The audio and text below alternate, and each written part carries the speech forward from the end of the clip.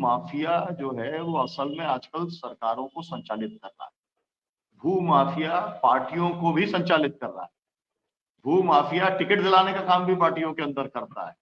ये सब मामला जो है ये बहुत विशाल काय हो चुका है। मतलब ये एक मामला केवल अयोध्या का तक सीमित नहीं रहा या बाराबंकी तक या बनारस तक सीमित नहीं रहा। ये पूरा राष्ट्रव्यापी जो है माफिया के कंट्रोल में चला गया। माफिया के कंट्रोल में पूरी पॉलिटिक्स। क्या कहेंगे आप इसके ऊपर?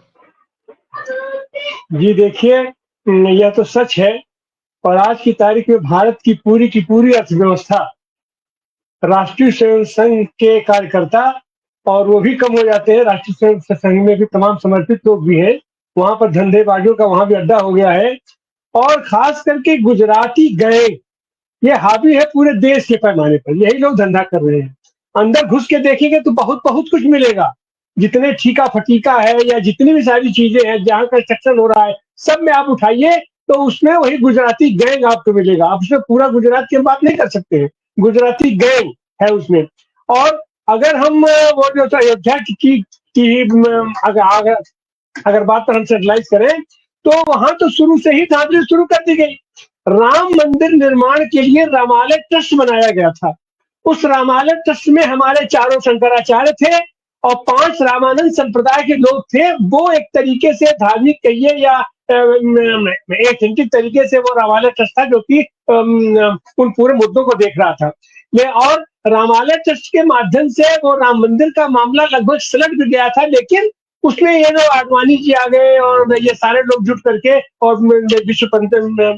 विश्व हिंदू परिषद आ गया और इन लोगों ने मंठा करके और फिर उसको अपने हाथ में ले लिया। और इन लोगों ने वो कहते राम मंदिर ट्रस्ट इन्होंने बना दिया।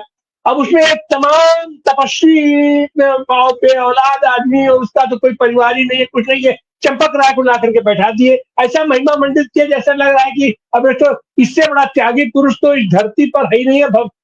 अपने हिंदुस्तान की तो बातें छोड़िए, इस धरती पर इनसे बड़ा त्यागी पुरुष नहीं है।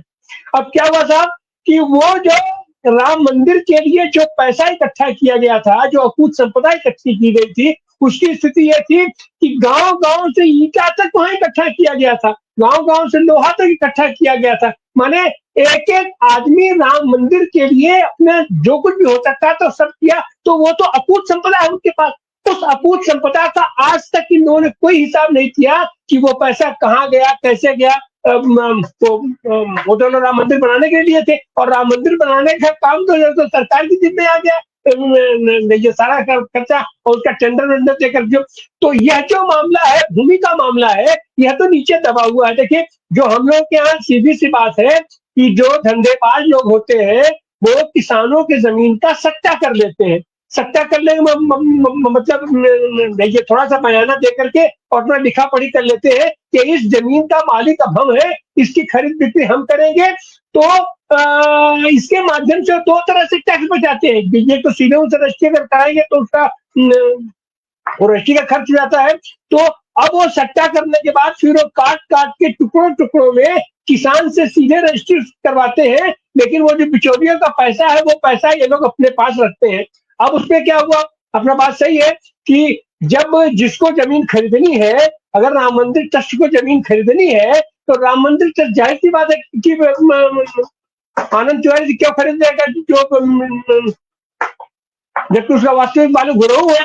तो गुरहू को अच्छा, जबकि जानते हैं कि गुरहू ने जमीन 2 लाख रुपए में बेची है, फिर हमको वो 20 करोड़ रुपए में क्यों देंगे।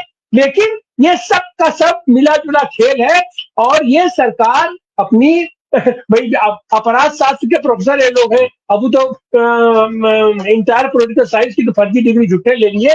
असली डिग्री तो इनकी अपराध शास्त्र की डिग्री है, अपराध शास्त्र के आचार्य ये लोग हैं।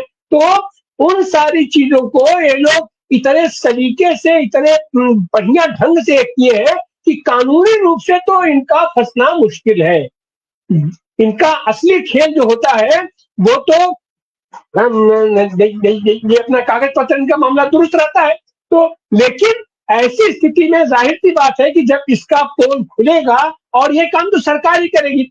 आज की तारीख में खरीदने वाला भी रामालय ट्रस्ट है, रामालय ट्रस्ट जिससे चाहेगा उससे खरीदेगा, जिससे चाहे उससे रजिस्ट्री करवा दे। तो किसान भी मजबूर है कि एक तो वो अपना सट्टा कर चुका है और वो किसको दे रहा है, अब वो आदमी जिसको कहेगा उसको उसकी रस्सी करानी है।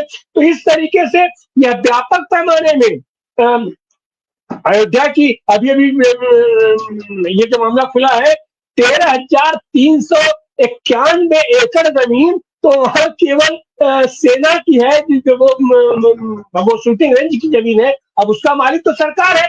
तो चाहे सरकार हो, चाहे सट्टा लिए वाले धंधेबाज हो, ये सब कुछ कुल जोड़ हटा करके यह जो अपराध साथ के ये जो गुजराती गैंग है उन्हीं के हाथ में सब है। और ये सारा पैसा लूट करके, चाहे अपने नोटबंदी का पैसा हो, चाहे पीएम केयर फंड का पैसा हो, चाहे जमीनों का पैसा हो, या देश भर से जितना भी पैसा इकट्ठा हो रहा है ठेके के माध्यम से, बिक्री के माध्यम से, ये सब का सब एक जगह इकट्ठा हो रहा है। और उसका मालिक कौन है ये बताने की जरूरत नहीं कि उसका मालिक कौन है और उसका उपयोग कहाँ हुआ है। पिछले 10 सालों में आप उठा करके देखिए कि एक एक विधायक खरीदे, सारे जनप्रतिनिधि खरीदे गए हैं। क्यों खरीदे गए? सारी पार्टियां खरीदी गई है।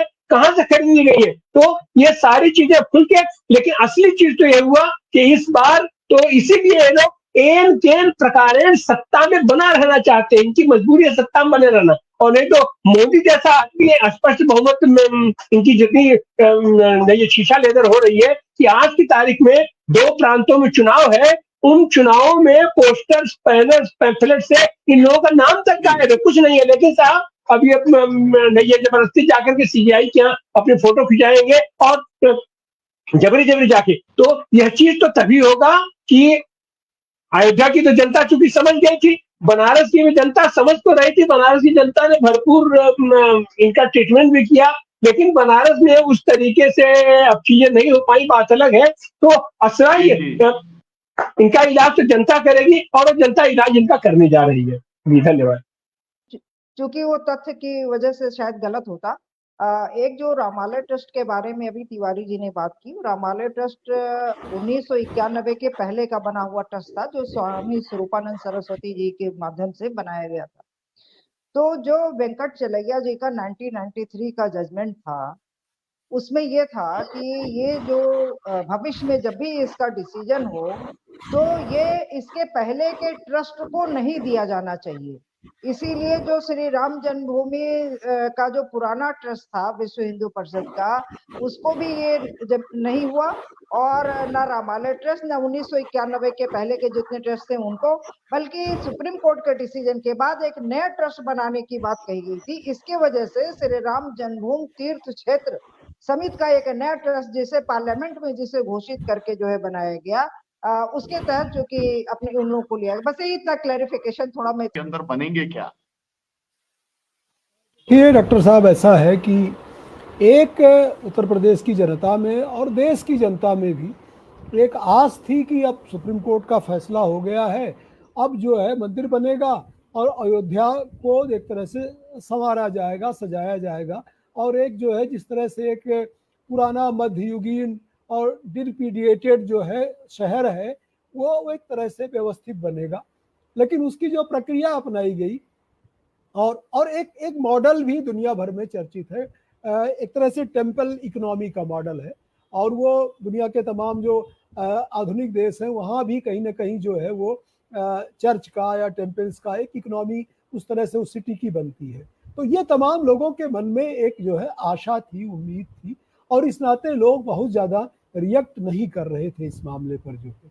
लेकिन अब जो चीज़ें आई हैं उसके बारे में मैं एक बात कह दूं, दो चीज़ें हैं। एक तो जो है वो जिस तरह से तिवारी जी ने या अन्य लोगों ने कहा जो है, सुमन जी ने, कि एक जो लीगल मामला है, लीगल फ्रेमवर्क में जो है वो शशांक जी ने भी ये बात कही कि लोग लीगल चीज़ों को बहुत चुस्त तरीके से किए होंगे और उसमें जो है अपना इन्होंने मॉडल बनाया होगा, लीगल मॉडल, जिसमें कि फंसने की गुंजाइश कम होगी। लेकिन हम ही लोगों के मित्र हैं, आप भी जानते होंगे, जो है वो अयोध्या के विधायक रहे हैं जयशंकर पांडे जी, जिन्होंने लल्लू सिंह जी को भी हराया था। वो बहुत दुखी होकर के एक बात कहते हैं कि देखो भैया, ऐसा है कि राम जी का पैसा जो है जिसने भी जो है वो धोखाधड़ी की है उसको फलित नहीं हुआ है। तो एक तो लीगल मामला है और लीगल एक्शन होगा, सरकार बदलेगी और तब जो होगा देखा जाएगा। लेकिन एक बात वो हृदय से कहते हैं कि ये भगवान का पैसा है, ये शाप लगता है, ये पाप लगता है, और जिस भी अधिकारी ने, जिस भी नेता ने ऐसा कुछ किया है, वो इसमें जो है उसको ये पैसा फलित नहीं होता। अयोध्या के साथ चित्रकूट याद कर लीजिए, बद्रीनाथ याद कर लीजिए, रामेश्वरम याद कर लीजिए, जितने भी प्रमुख धार्मिक स्थल थे, बीजेपी को वहां पर चोट पहुंची है। लेकिन उपचुनाव, चूंकि मेरी कई बार, एक नहीं, मेरी मुझे लग रहा है कि मैं करीब करीब अब तक अपने 35-40 साल की लाइफ में करीब करीब 25 से 26 उपचुनाव में लड़ा चुका हूं। और एक उपचुनाव का एक ट्रेंड होता है डॉक्टर साहब, कि आप भी बेहतर जानते हो कि जनता ये सोचती है कि यार ये सरकार बननी, ये 10-5 सीटों से कुछ परिवर्तन पड़ने वाला नहीं है, तो वो नॉर्मल वे में उधर से जो फ्लोटिंग वोट होता है वो सरकार की तरफ रहता है। लेकिन मैं जो महसूस कर रहा हूं कि वोटिंग का परसेंटेज हमारा बढ़ेगा, लोकसभा से कम नहीं होगा। पहली बात तो इतना बता दूं मैं आपको, वोटिंग परसेंटेज बढ़ेगा। डिफरेंस क्या आता है मुझे नहीं पता, डिफरेंस में सत्ता के दबाव में वो कितना परसेंटेज बढ़ा ले जाते हैं, कितना वोट वो रोकते हैं, ये चीजें तो उस समय आएंगी। क्योंकि रामपुर का उदाहरण आपके सामने है कि 9 वोट पड़े हैं वहां पर माइनॉरिटी के जो थे जब उपचुनाव था। और दूसरा ये है कि उत्तर प्रदेश में योगी जी अपनी विश्वसनीयता, क्रेडिबिलिटी साबित करने के लिए रिजल्ट ओरिएंटेड जरूरत से ज्यादा होंगे, तो साम दाम दंड भेद पैसा सब चलेगा। लेकिन जो अरुण जी ने कहा वो कॉन्फिडेंस हम लोग के अंदर और जनरल पब्लिक के अंदर है। और वरना मायावती जी को इतना सक्रिय न किया जाता जितनी सक्रिय रूपे वो अब निकल के आ रही हैं। और मुझे जो एक सबसे पॉजिटिव बात लोकसभा चुनाव के बाद में निकल के आई है कि इंडिया ब्लॉक के जो लोग हैं, वो चाहे हमारे कांग्रेस के साथी हैं, चाहे उधर आरजेडी के हैं, या जो भी लोग हैं, मुझे ये कहने में कोई वो नहीं है कि पूरे लोकसभा चुनाव में आपने हमारे लखीमपुर की जनता को धन्यवाद दिया है, हम उसके आभारी हैं। कि ईमानदारी से पूछिए तो हमसे भी कोई कम मेहनत कांग्रेस के साथियों ने नहीं करी थी, जबकि दोनों जगह पर वो क्लेम कर रहे थे। तो इंडिया ब्लॉक के जो भी लोग हैं, इस समय वो एक राजनीति सपा या कांग्रेस की नहीं हो रही है, इस समय राजनीति बीजेपी के खिलाफ पोलराइजेशन को पूरी तरीके से धार देने की हो रही है। और इसलिए हमें भरोसा है उपचुनाव का परिणाम अगर आएगा भी तो बहुत सिलेंडर मार्जिन से आएगा, चाहे हमारे पक्ष में जाए चाहे उनके पक्ष में जाए। लेकिन इतना निश्चित मान लीजिए कि बिल्कुल जम के मुकाबला होगा, जम के हम उतरेंगे, और वो भी कोई कमी नहीं छोड़ेंगे किसी भी रूप में। भारतीय जनता पार्टी और खास तौर से योगी जी, चूंकि उनको अपनी विश्वसनीयता साबित करनी है, तो वो पूरी ताकत लगाएंगे। लेकिन हमें भरोसा जनता की ताकत पर है। और सच पूछिए डॉक्टर साहब तो जनता हमको अपने से ज्यादा एडवांस लग रही है, वो ज्यादा सक्रिय है हमारे बामुकाबले, और वो ज्यादा शोर नहीं मचाए अलग बात है, लेकिन निर्णय लेने में वो निर्मम है। और जनता ने निर्मम होकर निर्णय लिया है, वो आगे भी निर्मम होकर ही निर्णय लेगी। और हमें अपने संविधान की रक्षा पर, जाति जनगणना पर, पीडीए की रणनीति पर, आरक्षण पर, और इनके भ्रष्टाचार पर अब क्लियर कट हो गया है कि भ्रष्टाचार का ये आलम है। हाँ, एक चीज मैं 1 मिनट और मुझे माफ कर दीजिएगा कि अयोध्या की तर्ज पर हम लोगों ने आपस में एक फैसला लिया है कि जनपद के स्तर पर जो तमाम भाजपाई नेताओं ने कब्जे कर रखे हैं, हमने पब्लिक से उसकी लिस्टिंग स्टार्ट कराई है कि हम उनकी लिस्टिंग स्टार्ट करा के स्थानीय स्तर पर कुछ मुद्दे निकल के आए हैं। तो लोकल लेवल पे भी अयोध्या को एजेंडा उठाते हुए और लोकल मुद्दों पर सरकार से जांच की मांग करेंगे कि साहब ये सार्वजनिक जगह है जिन पर आपके फलान नेता का ये कब्जा है, तो उसकी तथ्यात्मक चीजें इकट्ठा कर रहे हैं, जिसको एक कोशिश है आंदोलन खड़ा करने की। अब देखिए आगे भविष्य में कितनी सफलता मिलती है। जी, बहुत शुक्रिया आपका। मैं आपके पास आता हूँ वैभव त्रिपाठी जी। हरियाणा के अंदर चुनाव होना है, 5 अक्टूबर को वहाँ पर चुनाव है। हम वहाँ पर देख रहे हैं कि जनता ही चुनाव वो लड़ रही है, जनता वर्सेस भारतीय जनता पार्टी हो गया है। तो आपको क्या लगता है कि उत्तर प्रदेश के अंदर भी जनता उसी मुस्तैदी के साथ लड़ेगी जिस तरीके से भारत का गठबंधन वाला जो अभी हुआ कांग्रेस और सपा का, उसमें उत्तर प्रदेश के लोकसभा चुनाव के अंदर जिस तरीके से हुआ वैसे ही उपचुनाव में भी होगा, आप क्या करेंगे? जी, मुझे ये बिल्कुल लगता है कि जो 24 का परिणाम है, कमोबेश उसी तरीके से जनता उपचुनाव को भी लड़ेगी। इंडिया गठबंधन जो बना, भाजपाई क्या कहते हैं, गोदी मीडिया क्या कहती है, लेकिन मेरा जो अपना सोचना है वो ये है कि ये जन दबाव का गठबंधन था, जन भावनाओं का गठबंधन था। जनता ये कह रही थी कि हम वोट तो दे रहे हैं जी भाजपा के खिलाफ, लेकिन क्या हो रहा है कि भाजपा जीत रही है। तो अगर एक के बदले एक कैंडिडेट हो तो हम जीत सकते हैं, और ये 24 में करके दिखाया। जो गठबंधन 19 में समाजवादी पार्टी का बसपा के साथ था और 17 में कांग्रेस के साथ था, लेकिन जनता एकजुट नहीं हो पाई और कार्यकर्ता एकजुट नहीं हो पाए, जिसकी वजह से परिणाम कैसा रहा हम सभी देख रहे हैं। लेकिन जो 19 में बसपा का वोटर, दलित भाई हमारे जो सपा या कांग्रेस के साथ नहीं थे, सपा क्योंकि गठबंधन था, नहीं वोट किया था, वो दलित वोटर बिना कहे सुने 24 के चुनाव में सपा और कांग्रेस के साथ खड़े हुए। मुझे लगता है लगभग मैक्सिमम जगह पे वो 25 से 50% तक हमारे साथ खड़े हुए। वो इस वजह से खड़े हुए क्योंकि वो जानते हैं कि महंगाई, बेरोजगारी, संविधान, सामाजिक जाति गणना, ये सारे मुद्दों के लिए जहां एक तरफ इंडिया गठबंधन खड़ा होकर मुखर होकर आवाज उठा रहा था, वहीं भाजपा हिंदू मुस्लिम मंदिर मस्जिद पाकिस्तान बांग्लादेश यही कर रही थी। तो मुझे पूरा विश्वास है। और देखिए सच्चाई ये है कि कांग्रेस की जो स्थिति प्रदेश में हो और सपा की वोटिंग परसेंटेज, ये सारे चीजों को हम कई जगह आलोचना भी झेलना पड़ता है हमको, लेकिन ये जान लीजिए एक और एक जब मिलते हैं तो 11 भी होते हैं, और एक और एक के बीच में माइनस लगाते तो 0 भी होता है। ये प्रमाणित करता है कि हम 22 के चुनाव में, 19 के चुनाव में एक और एक, जब ये दोनों कांग्रेस और सपा अलग थे तो हम किस स्थिति में थे। सपा का चूंकि एक बड़ा जनाधार है, इस वजह से सपा को तो कुछ सीटें मिली भी, लेकिन कांग्रेस किनारे पर थी।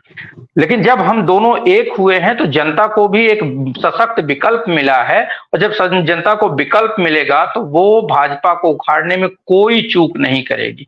एक बात पिछले सेगमेंट में छूट गई थी, तिवारी जी आप जानते हैं भली भांति, बनारस के इर्द गिर्द जो रिंग रोड बना है, रिंग रोड पे जहां डेवलपमेंट का एक स्कोप बना और पब्लिक रिंग रोड के आसपास शहर से थोड़ा बाहर ही जमीन खरीद पा रही थी, थोड़ा रेट कम था, लेकिन रिंग रोड बनने के बाद वहां अप्रोच हुई और पब्लिक खरीद भी